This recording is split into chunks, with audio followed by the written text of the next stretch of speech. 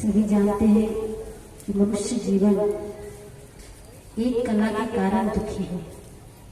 ये डॉक्टर बनने की कला बहुत अच्छे से जानता है, इंजीनियर बनने की कला बड़ी अच्छे से जानता है, यहाँ तक कि आदमी चंद्रमा में जाने की कला भी सोच लिया है, सोच नहीं लिया चला गया है। लेकिन परिवार में, घर गृहस्थी में, पत्नी के बीच, सास ससुर के बीच, बेटा बहू के बीच, माँ बाप के बीच, गृहस्थ आश्रम में रहने, जीवन जीने की कला अगर आदमी सीख ले तो मंगल में जाने की जरूरत नहीं होगा, मंगल घर में उतर जाएगा। आज वैज्ञानिक सोच रहे हैं कि मंगल में जीवन संभव हो सकता है कि नहीं। वैज्ञानिक सोच रहे हैं कि मंगल ग्रह में जीवन जी सकते हैं कि नहीं, खोज चल रही है। और संत खोज रहे हैं कि जीवन में मंगल उतर जाए, मंगल में जाना ना पड़े, मंगल को जीवन में उतर जाए, ऐसी कला होना चाहिए। यही कला सदगुरु कबीर साहब बताते हैं बीजक के माध्यम से, साखी शब्द के माध्यम से, रमैनी दोहा जपाई के माध्यम से। और आज कला नहीं जानने के कारण, मैंने कभी बताई छोटा सा उदाहरण कि बोलने का रिएक्शन कैसे होता है, शब्द ही है। सास ने बोला बहू से कि दो दो आंख दी भगवान ने, चावल चुन के देख के नहीं बना सकती, चावल में कंकड़ था। बोलने का तरीका ठीक नहीं था, दो दो आंख दी, अंधी है, दिखाई नहीं देता। तो बहू भी आजकल एक कलयुग है, भगवान पहले ही भविष्यवाणी करके चले गए थे। कलयुग में सास से ज्यादा ऊंची बहू की आवाज होगी और बाप से ज्यादा बेटा की आवाज ऐसी होगी। आज घर में आप सब लोग ये चीज का अनुभव अच्छे से करते होंगे। जिस बेटा को बोलना सिखाया आपने, आज वो बेटा आपको चुप रहना सिखाया। पापा चुप रहिए ना, आप नहीं जानते हैं, बोलते क्यों बेटा? मम्मी आपको नहीं पता। और दादा दादी का तो कोई बोले नहीं, दादा दादी को समझते नहीं है, क्योंकि सारी दुनिया इसमें सिमट के आ गई है। जी देख रहे हैं ना, आधा फीट का पूरी दुनिया, दादा दादी की भी कहानी, मम्मी पापा की गिलोरी गोदी, ये सब कुछ नहीं रह गया। बच्चे बिस्तर में लेटे हैं तो गेम्स, कार्टून देख रहे हैं, और कार्टून देखते देखते आज के बच्चे कार्टून जैसे बन जाते हैं। वैज्ञानिक लोगों ने पहले ही चेतावनी दे दी है, अमेरिका में पाबंदी दे दी गई है कि 7 साल तक, 1 वर्ष से लेकर 7 साल के बच्चे को मोबाइल हाथ में मत दीजिए। जो बच्चा 1 वर्ष से लेकर 7 साल तक मोबाइल चलाएगा उसका हाथ विकलांग हो जाएगा, इतना सख्ती से, आंख खराब हो जाएगी। मैं कह रही थी कि सास ने कहा कि अंधी में दिखाई नहीं देता, दो दो आंख दी है, चावल में कंकड़ था। बहू ने कहा माँ जी आपको भी भगवान ने 32 दांत दिया, 2-4 पत्थर नहीं जमा सकती क्या? 2-4 कंकड़ नहीं जमा सकती क्या? अब लोग कहते हैं कि सास खराब होती है, और बहू कहती है कि सास खराब होती है, और सास कहती है आजकल बहू न सास खराब होती है न बहू खराब होती है। ये गलत है कह रहा। सास कभी खराब नहीं होती और बहू भी खराब नहीं होती। खराब होता बोलने का ढंग, खराब होती हमारी वाणी, खराब होती जुबान। अगर हम बोलना अच्छे से सीख जाए, बेटी चावल थोड़ा देख के बनाना, चावल में कंकड़ था, तो बहू भी कहेगी माँ जी गलती हो गई, अब देख के ध्यान से बनाओ। शब्द का ही प्रभाव है। एक शब्द के कारण द्रौपदी का चीर हरण हो गया, एक शब्द के कारण सीता का हरण हो गया। और आज भी जो बंटवारा होते घर में ना, बेटा बहू जिसके भी अलग रह रहे हैं, वो सास के शब्द के कारण है, बहू के शब्द के कारण है।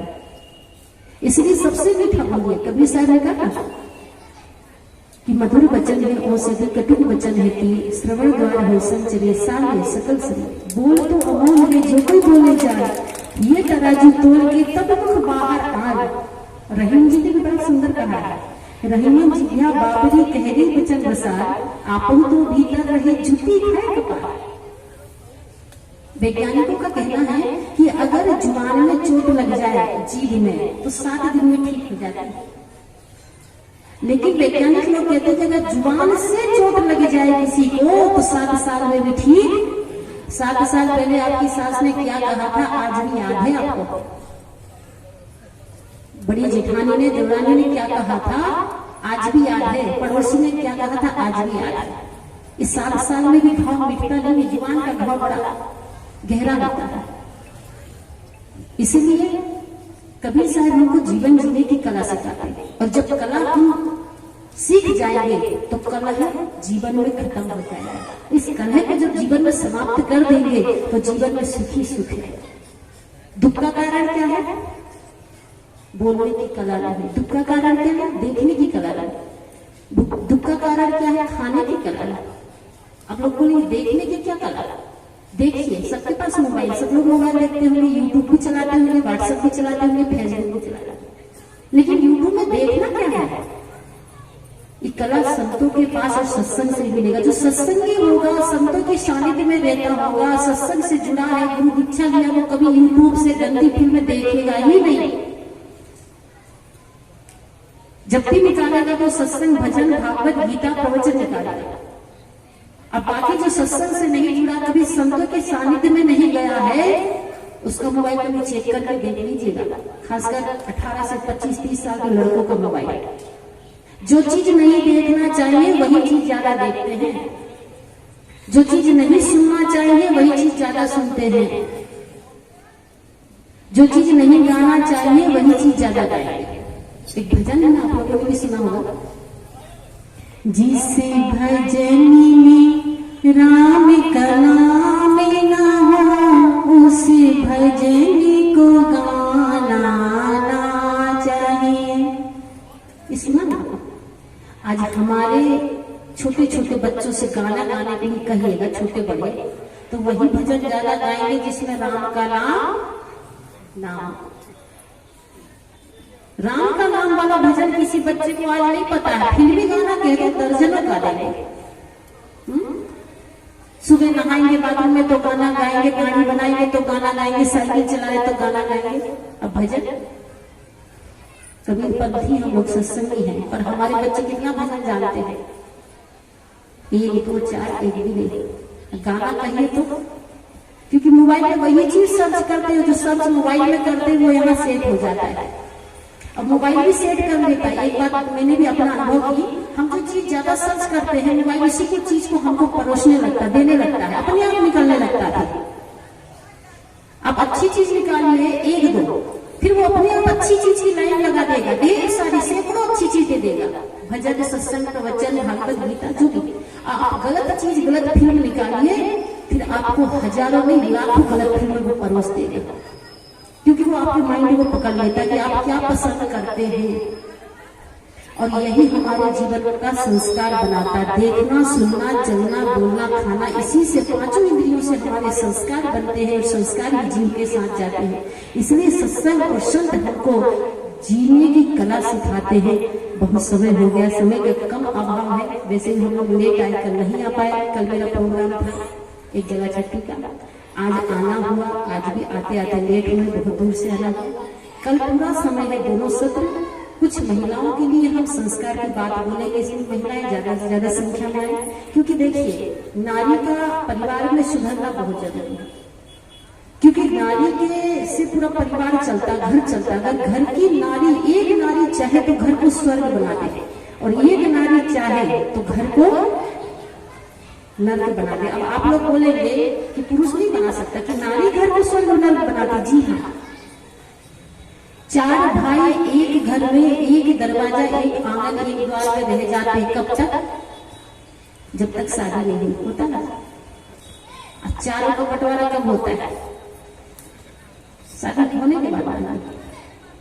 अगर नारी संस्कारवान है तो घर स्वर्ग से सुंदर रहेगा, घर में कभी टेंशन नहीं होगा। कितने पुरुष तो घर के अंदर जाने में सोचते हैं कि थोड़ा 1 घंटा और लेके जाओ, वही चिपचिप, वही टेंशन, वही लड़ाई झगड़ा। 1 घंटा लेट जाता तो अच्छा होता, 1 घंटा नहीं बिता देते सड़क में, पान ठेला या घूम गया किसी के यहाँ बैठ के, इतना गंदा माहौल होता है। इसलिए महिलाओं को, माताओं को, क्योंकि हमारे समाज की एक बहुत बड़ी समस्या है, माताएं अगर संस्कारवान हो जाए तो बेटा, भाई, पिता, पति, सारा परिवार स्वयं से सुंदर बन जाता है। क्योंकि ये जगत जननी है, ये माता जी जननी है। इनसे ही ध्रुव, प्रहलाद, बुद्ध, महावीर, कबीर, तुलसी, नानक जैसे महापुरुषों का जन्म होता है। इसलिए माता का संस्कारवान होना जरूरी। इसलिए कल के सत्संग में सबसे ज्यादा माताओं की संख्या है, भाई लोग भी हमारे आए, दोनों के लिए बोला जाएगा। कल और भी संत आएंगे, आज समय का अभाव हो, फिर भी मैं बहुत समय ले लिया। हमारे बीच में साध्वी साक्षी साहब जी विराजमान है और हम उनका भी विचार सुनेंगे। आप सभी को बहुत बहुत धन्यवाद देते हुए मैं अपनी बाणी को विराम देती हूँ। बोलिए सद्गुरु देव की, सद्गुरु कबीर साहिब की। माता बहने सज्जन सभी लोग अपने धर्म की कमाई को इस अच्छे कामों में लगाते हैं, पुण्य के कामों में लगाते हैं। और गांव में जब सत्संग कार्यक्रम होता है तो हमारी माता बहनों के सुधार, भाइयों के सुधार और बच्चों को अच्छा संस्कार मिलता है। कई गांवों में देखा जाता है कि कभी गुरुजन जाते ही नहीं है, कभी उस गांव में सत्संग होता ही नहीं है। और जिस गांव में सत्संग न हो, जिस गांव में गुरुजन न जाए, उस गांव की दशा को देखिए आप। एक घर में ऐसा न मिले जो खान पान शुद्ध हो, जिसके घर में शाकाहारी भोजन बनता हो। गलत खान पान चलता है, गलत बात व्यवहार चलता है। तो आप लोग बड़े ही सौभाग्यशाली हैं कि इस गांव में प्रति वर्ष सत्संग कार्यक्रम होता है और दूर दूर से गुरुजन आते हैं, जिसके आप दर्शन एवं सत्संग से लाभ लेते हैं। तो आपका जीवन सुंदर और सुखमय बनता है। मैं पूछना चाहूंगी कि आप लोग अपने जीवन में संतुष्ट है कि नहीं है? हाथ उठा सकते हैं कि आप अपने जीवन में जो कुछ भी मिला है आपको, तो आप लोग कितने लोग संतुष्ट है? अच्छा, इतने जनसंख्या में 25% भी संतुष्ट नहीं है।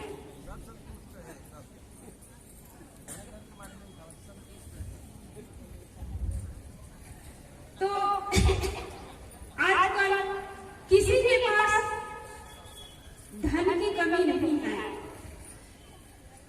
मकान की कमी नहीं है, गाड़ी की कमी नहीं है।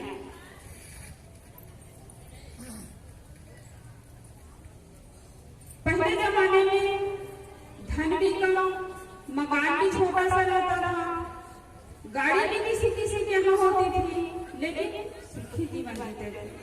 आज जितनी सुविधाएं हैं उतनी ही असंतुष्ट जीवन जी रहे हैं, क्योंकि लोग अपने पास जो कुछ भी है उसमें संतुष्ट नहीं है, दूसरों से तुलना करते हैं। और दूसरों से अगर तुलना करेंगे तो कभी सुखी नहीं हो सकते हैं। एक महिला थी, उसके पास बहुत बड़ा मकान था, गाड़ी थी, करोड़ों रुपयों के उनके बैंक में जमा, फिर भी मुंह लटकाए जीवन जीती थी। क्यों? क्योंकि उसकी जो जेठानी थी उसके पास उससे ज्यादा महंगी गाड़ी, उसे के पास जो मकान था उससे बड़ा मकान उसकी जेठानी के पास, रुपया पैसे हर चीज से पर्याप्त उसके पास रहा, उससे ज्यादा धन था उसके पास। तो इसी कारण वो मुंह लटकाए जीवन जी रही थी। तो एक दिन क्या हुआ, उसके जो काम करने वाले आती थी एक महिला नौकरानी, उसके पास कुछ भी नहीं था। एक महीने में 2000 रुपये मिलता था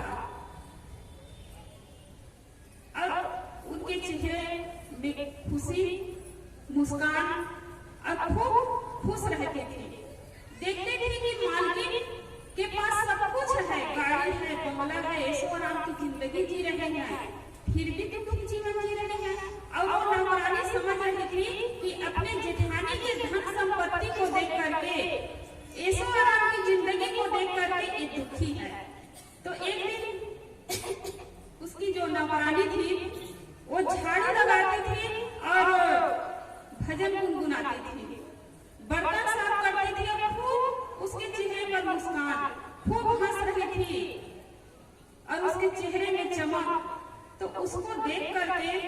ये मालकिन जो है कहती है इनको क्या हो गया है, इनके पास तो कुछ भी नहीं है फिर भी इतने खुश है। मैं महीने में 2000 देती हूँ, उससे इनका जीवन चल रहा है और ये खुश कैसे है। तो पूछती है कि तुम्हारे पास कुछ भी नहीं है फिर भी तुम इतने खुश क्यों हो। तो नौकरानी कहती है कि मालकिन मैं खुश इसलिए हूँ कि मैं आपसे तुलना नहीं कर सकती। आपके पास गाड़ी है, बंगला है, धन धान्य से आप संपन्न हो, यदि मैं आपसे तुलना कर बैठूं तो मैं भी मुंह लटकाए जीवन जीऊंगी। भगवान ने मुझे स्वस्थ यह शरीर दिया है, आंखें दी है, पैर दिए हैं, हाथ दिए हैं, पैर दिए हैं जिससे मैं चल करके कमा सकती हूँ, सत्संग में जा सकती हूँ, अच्छी जगहों पर जा सकती हूँ। हाथ दिए हैं भगवान तो मैं इससे सेवा का काम कर सकती हूँ, दान कर सकती हूँ, कमा करके खा सकती हूँ। और मैं आपसे तुलना करूंगी तो कभी सुखी जीवन नहीं जी सकती। तो उसको सबक मिल गया। नौकरानी को गुरु के तुल्य समझने लगी। मालकिन आपने मुझे आज जीने का ढंग सिखा दिया और मैं भी अपनी जेठानी की तुलना कभी नहीं करूंगी। और जो भी दूसरों से तुलना करे उसका जीवन दुखमय ही होगा। आप पैदल चलते हैं तो साइकिल वाले को देखेंगे तो आप दुखी जीवन जी सकते हैं। आपका शरीर स्वस्थ है, आप पैदल चल रहे हैं तो आप ऐसे व्यक्ति पर नजर डालिए जिसका पैर भी नहीं है, जिसका हाथ भी नहीं है। और ट्रेनों में जब यात्रा करते हैं, निकलते हैं तो ऐसे लोगों को देखने को मिलता है किसी के हाथ नहीं है, किसी की आंख नहीं है, किसी के पैर नहीं है, फिर भी उसके चेहरे पर मुस्कान है, भजन गुनगुनाते हैं, भीख मांग करके जीवन जीते हैं। आज हमारे पास सब कुछ है फिर भी दुखी जीवन जी रहे हैं। और ये दुख को किसने बनाया है? कोई भगवान ने नहीं बनाया है, दुख आपने बनाया है। दूसरों से अपेक्षा रख करके आप अपना दुख तैयार किए हैं, दुख खड़ा किए हैं। पति कहीं बाहर जाता है, ऑफिस में ड्यूटी करने के लिए जाता है, ऑफिस से लौटने के पूर्व क्या सोचते हैं, मैं घर जाऊंगा तो पत्नी मुझे गरम गरम चाय बना करके देगी, बिस्तर लगा करके रखेगी, कुर्सी लगा करके रखेगी। और आप यदि घर पहुंचते हैं, पत्नी कहीं काम में लगी है, गरम चाय न मिले, कुर्सी लगा हुआ न मिले, बिस्तर बिछा हुआ न मिले तो आपका दुख खड़ा हो जाएगा। ये दुख किसने खड़ा किया? समस्या सबके जीवन में है, लेकिन समस्या के बनाने वाले कौन है? कोई भगवान नहीं है, आप ही है। दूसरों से अपेक्षा करके ही हम अपनी समस्या बनाते हैं। हम सोचते हैं कि हमारे पास सब कुछ हो जाएगा तब हम सुखी जीवन जीते हैं। और हम देखते हैं किसी के घर में जाते हैं, ठहरना होता है, बड़े बड़े लोगों के यहाँ दिन भर ड्यूटी करते हैं, घर में आते हैं तो गरम भोजन बनाकर भी खा नहीं सकता है। मैं एक जगह गई थी तो सुबह सब्जी बनाते हैं घर में तो शाम तक वो सब्जी चलेगी। तो मैं पूछी कि गरम सब्जी बना लेना चाहिए, तो कहे कि क्या करें साहब जी, ड्यूटी में जाते हैं, ड्यूटी करके ऑफिस से जब लौटते हैं तो बस बैठ गए तो हिलने का मन नहीं करता है। तो देखिए धन की कमी नहीं है, पैसे तो खूब कमाते हैं, लेकिन गरम भोजन नहीं खा सकते हैं। तो दुख हम अपने लिए स्वयं तैयार करते हैं, समस्या हम खुद ही बनाते हैं। सास है, बहू से अपेक्षा रखती है कि मैं जैसा कहूँ वैसा बहू करे, और बहू ना करे तो दुख तैयार। बहू सोचती है सास के लिए कुछ अपेक्षा रखी है कि मुझे मिले माँ की तरह, प्यार न मिले तो दुख तैयार। पड़ोसी से आप अपेक्षा रखते हैं मेरे साथ सुंदर व्यवहार करे, व्यवहार न करे तो दुख तैयार। तो आप दूसरे से अपेक्षा कभी न रखें, आपसे जितना बने आप देने का प्रयास करें। देने में आप स्वतंत्र हैं, आप किसी को दान दे सकते हैं, आप किसी को प्यार दे सकते हैं, जो भी जरूरत हो सामने वालों को आप दे सकते हैं। लेकिन दूसरों से यदि पाने की इच्छा रखेंगे तो आपको दुख मिलेगा। पाने में आप परतंत्र हैं, सामने वाले से अपेक्षा रखें, सामने वाले ना दे उसकी मर्जी, और आप देने में स्वतंत्र हैं। इसलिए हम देना सीखे। दूसरों को प्यार देंगे तो प्यार मिलेगा, दूसरों को प्यार देंगे तो प्यार मिलेगा, सम्मान देंगे तो सम्मान मिलेगा, और अपमान देंगे तो अपमान मिलने वाला है। तो इसलिए सबसे सुंदर व्यवहार करिए, सबसे प्रेम का व्यवहार करिए।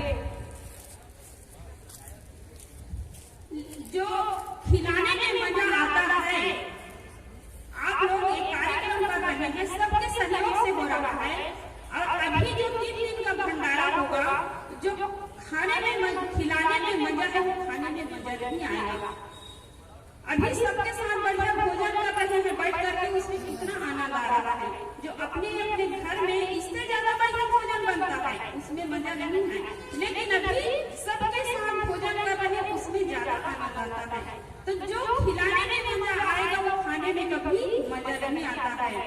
जो दूसरों को देने में मजा आता है वो लेने में मजा नहीं आता है। लेकिन हम क्या करते हैं, हमारे पास सब कुछ है लेकिन शिकायत भरी जिंदगी जीते हैं, कभी किसी को देना नहीं जानते हैं। एक बार क्या हुआ कि दैत्य लोग हमेशा विष्णु भगवान के पास जाकर के शिकायत करते हैं। विष्णु भगवान जी के पास जाकर के दैत्य लोग शिकायत करने लगे कि भगवान आप सदा देवताओं का ही साथ देते हैं।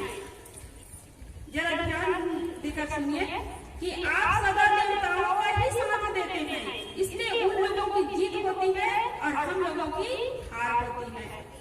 तो विष्णु भगवान ने समझाया कि मैं ऐसा पक्षपात कभी नहीं कर सकता हूँ, और यदि तुम लोगों को विश्वास न हो तो मैं परीक्षा करके दिखला देता हूँ।